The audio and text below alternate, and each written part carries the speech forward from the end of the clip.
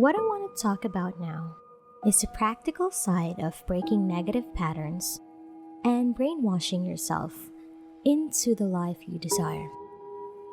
Most of us have negative self-talk and victim mentality.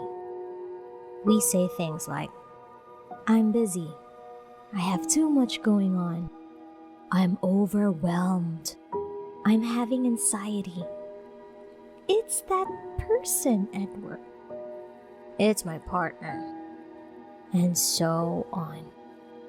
This is where most of us are right now. How do we break this pattern in a way that makes a difference and is easy to start? It's been said that you should meditate for 20 minutes a day, unless you're really busy, in which case you should meditate for an hour a day. Make it a routine, like eating or brushing your teeth. You must know that your thoughts have everything to do with your future. You have 60,000 to 70,000 thoughts a day. And if 90% of those thoughts are the same as the day before, then your life won't change as much as you keep thinking the same way. The same thoughts lead to the same choices, which lead to the same behaviors, which lead to the same thoughts, and so on.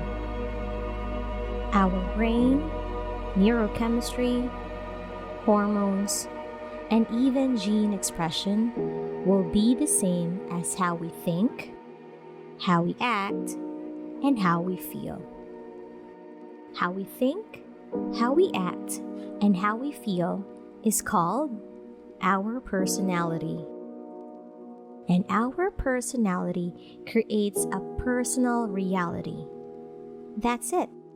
So the present personality of the person listening to this show has created that present personal reality called their life. So if you can grasp this idea, you can change your life. If you want to create a new life, a new personal reality, you got to change your personality. Which means you better start thinking about what you've been thinking about and changing it. You begin to become conscious of your unconscious actions or habits or behaviors and modify them.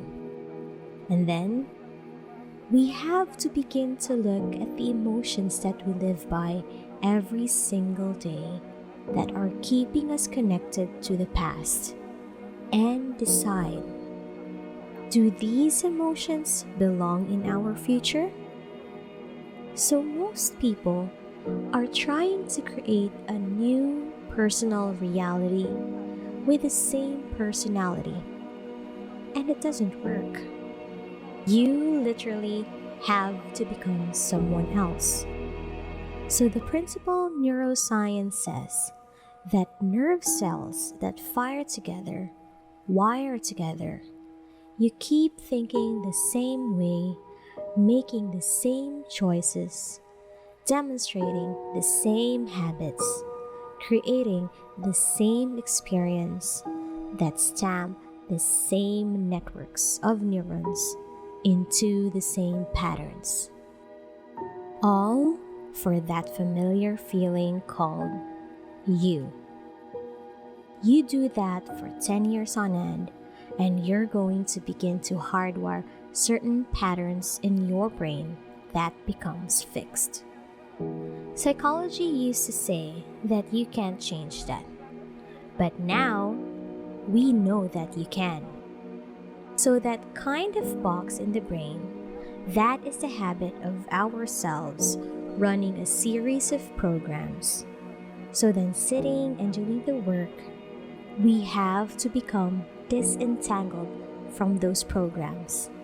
And so the moment you decide to do something differently or make a new choice, which is what most people don't do.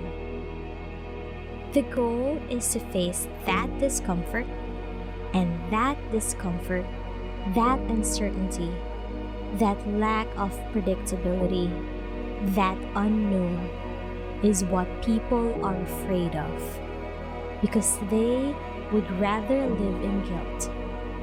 At least they can predict who they're going to be instead of taking a chance in possibility.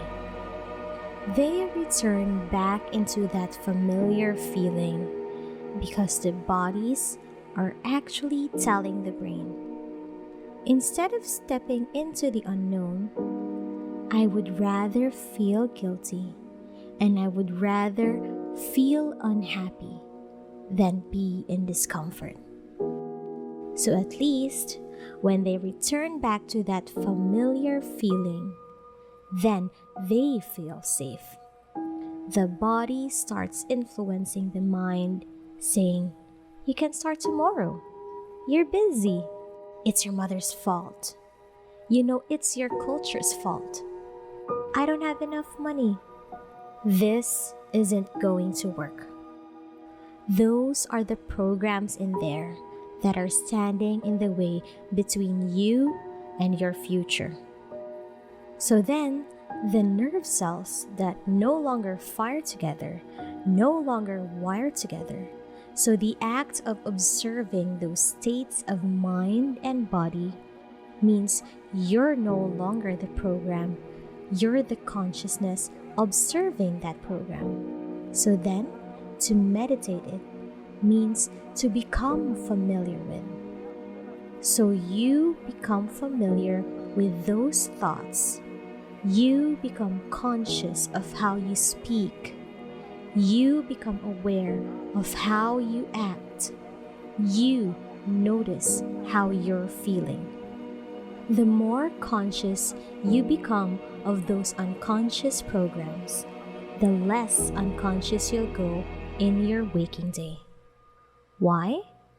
Because it's not enough to have a great meditation and get up and get on the freeway and get in traffic and getting stressed. You just return back to the old self again.